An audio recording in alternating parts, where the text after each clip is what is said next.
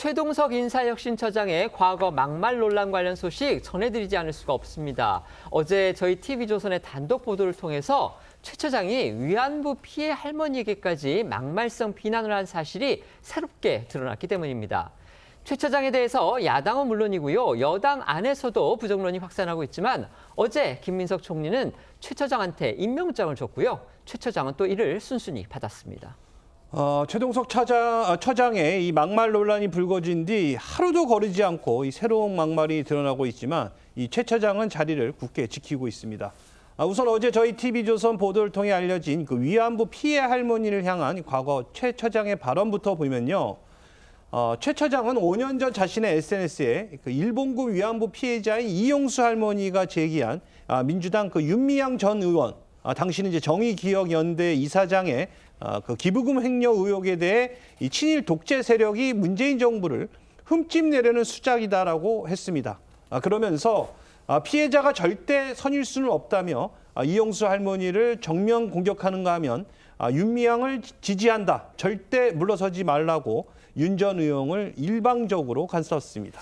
최 처장은요, 앞서 박원순 전 서울시장의 성추행 사건 피해자에 대한 2차 가해성 발언, 이 논란에도 휩싸였었죠. 물론 자신이 스스로 부른 거였습니다. 피해자를 향한 왜곡된 인식 또 드러난 것으로 볼 수 있겠는데요. 기억하시겠지만 당시 이용수 할머니는요, 기자회견을 통해서 윤미향 전 의원이 이끌었던 정의연의 후원금 사용처가 불분명하다, 이런 의혹을 공개적으로 제기를 했고요. 그러자 김어준 씨를 비롯한 이 친진보 진영의 스피커들 사이에서 배우설을 비롯해서 음모론이 나돌았던 게 사실입니다. 네, 그런 음모설에 이제 최 처장이 동조를 했던 겁니다.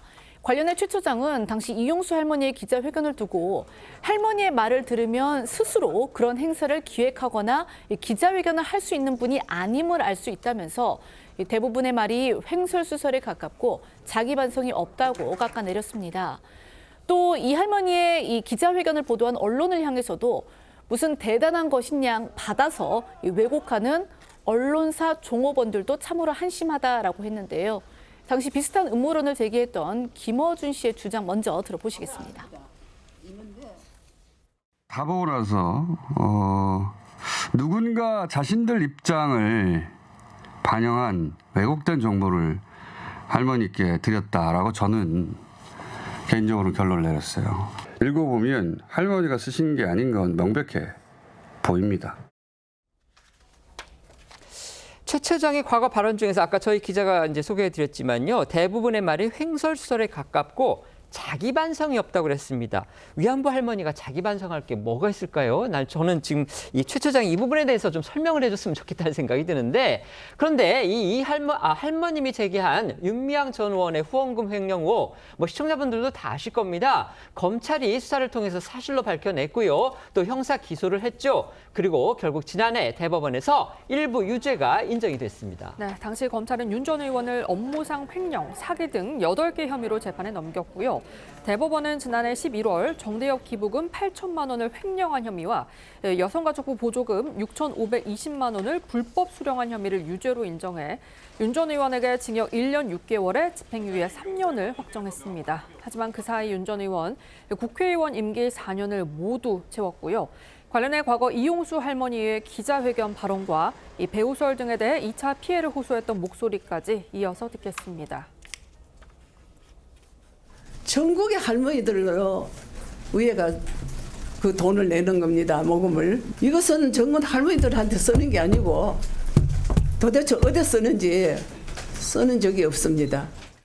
저는 100번, 1000번 얘기해도 저 혼자밖에 없습니다. 제가 바보입니까? 제가 치매입니까? 그러니까 사법부 판결을 통해 이용수 할머니의 핵심 주장인 이 횡령 문제는 모두 사실로 드러난 건데, 최 처장은 이를 모두 부정하면서 오히려 의혹을 폭로한 피해자 이용수 할머니를 향해 입에 담기조차 민망한 험한 말들을 해댄 겁니다. 물론 윤 전 의원이 대법에서 유죄로 확정되고 난 뒤 최 처장이 자신의 과거 발언에 대해 사과했다는 흔적은 전혀 없습니다. 전형적인 아니면 말고식의 무책임한 공격이었던 겁니다. 지금까지 드러난 최 처장의 과거 막말들도 그렇지만요. 특히 일본 위안부 피해자인 이용수 할머니에 대한 막말은요. 그의 역사관 그리고 약자에 대한 공감 능력까지 의심할 수밖에 없는 정말 충격적인 발언이라고 할 수가 있겠습니다. 야당에서는 막말은 습성이다 이렇게 비판하고 나섰습니다. 그렇습니다. 국민의힘 당권 주자인 이 주진우 의원이 오늘 자신의 SNS에 이 최 처장을 비판하면서요. 이 막말과 갑질은 습성이라 반복되기 마련이라고 쓴 건데요. 이어 주 의원은요. 가슴 아픈 희생을 하신 그 위안부 피해 할머니에게 이 정도 막말을 한 사례가 또 있었냐면서 공직자의 덕목을 따지기 전에 인성에 문제가 있다고 했습니다.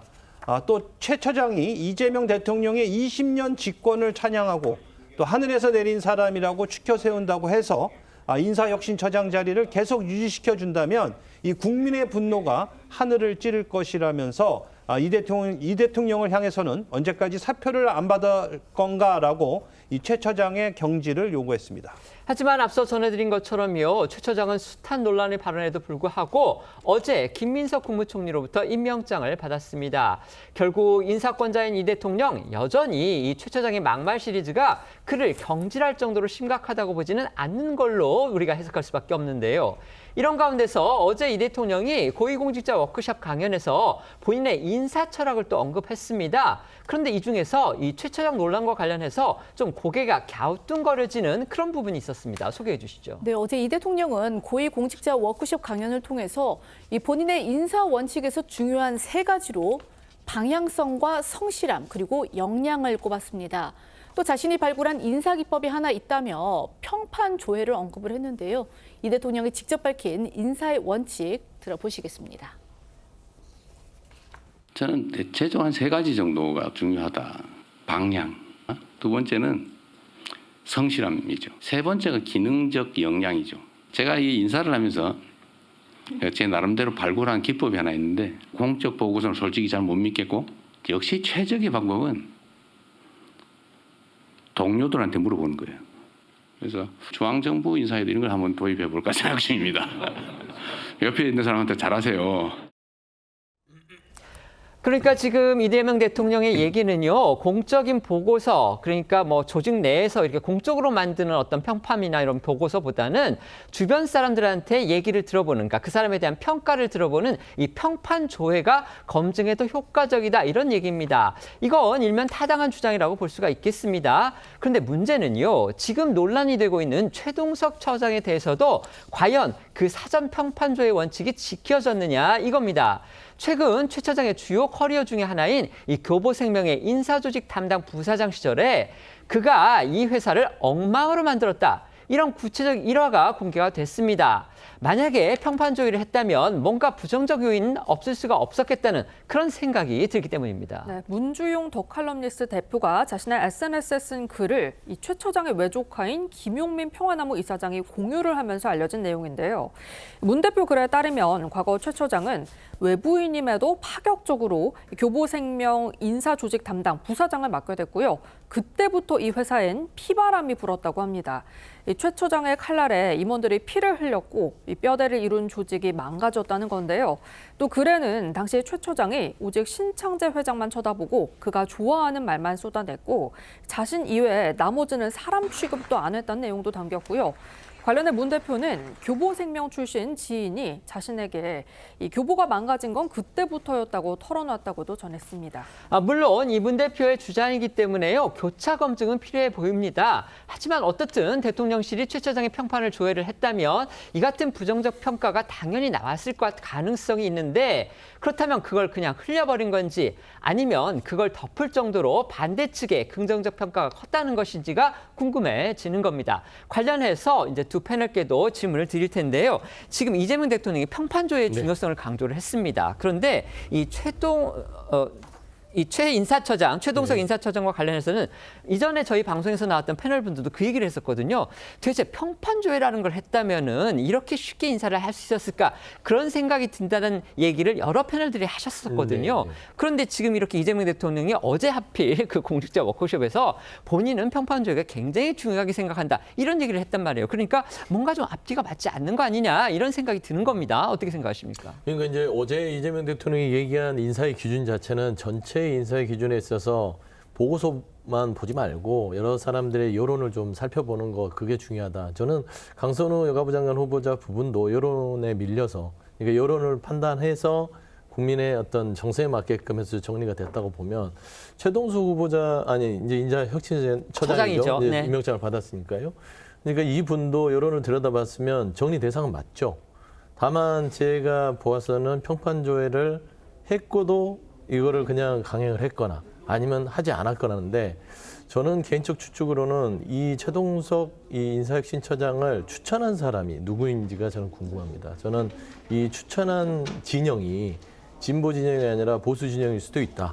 그렇기 때문에 계속해서 보수 진영에서 지난 국민소통비서관이 또 자진 사퇴를 했죠. 국민통합비서관이죠. 통합비서관이었죠. 그래서 그 책에 논란이 됐던 부분이 네. 있어서 그 검증 이후에 또 낙마를 했는데 이분도 저는 그쪽에서 추천이 들어와서 이번에도 또 내치면 저는 좀 이게 부담이 되지 않았을까라는 개인적인 생각을 하는데 네. 사실상 평판조회를 했으면 최동석 인사혁신처장은 네. 이미 그 자리에서 임명 대상은 안 될 대상은 맞습니다. 네, 어떤 취재에 의한 거 아니고 그냥 개인적인 추측이신 거죠? 혹시 일단은- 근거가 있습니까? 일단은 뭐 여러모로 이제 취재를 좀 해본 결과 알겠습니다. 네. 그러지 않았나 싶습니다. 이재명 대통령이 인사기법을 본인의 인사기법의 평판조회라고 이야기를 했는데 네. 평판조회는 기본적으로 합니다. 어느 쪽에서 인사검증을 하든지 전인정부에서도 그 평판조회를 저도 받은 적이 있어요. 네. 그 다 기본적으로 하는 이야기인데 어쨌든 그러면 평판조회를 했는데 왜 최 처장이 걸러지지 않았느냐. 네. 저는 평판조회를 제대로 하지 않았다고 봅니다. 왜 그러냐면 초기에 인사를 주도한 사람들이 소위 말하는 성남 라인이지 않습니까? 네. 인사비서관이고 또 총무비서관, 성남 라인이 하고 이것을 검증을 해야 되는데 검증을 하는 것이 공직기강 비서관인데 거기는 이재명 그 대통령의 변호사 출신이 공직기강 비서관을 검증을 하게 돼 있어요. 그러면은 평판조회도 그것에서 공직기강 비서관실에서 해야 되는 거죠. 네. 그런데 그때 벌써 위상이 완전히 다릅니다. 인사 추천을 하는 그 라인하고 인사 검증을 하는 라인이 인사 추천을 하는 라인에 대해서 어떻게 강력하게 이 반대 의견을 표시를 하기 그런 어려운 상황이 아니었나 싶어요. 짐작이지만은 네. 그 상황 같으면은 굳이 여기저기 평판조회를 해도 별 의미가 없다는 생각에서 이것을 좀 소홀히 하고 지나간 것 같은 생각이 들고 이재명 대통령이 또 하나의 인사원칙의 방향성을 이야기했지 않습니까? 네. 그런데 최 처장은 지금 어떤 정치적인 문제에 여러 가지 본인의 입장을 이야기를 하고 있고 또 최근에 뭐 TV와 신문도 보지 않는다고 했지 않습니까? 네. 그럼 사회 현상에 대해서 어떤 뭐 정확히 파악을 하고 있어야지 방향성 있는 인사를 할 텐데 그런 부분도 부적절하다고 봅니다.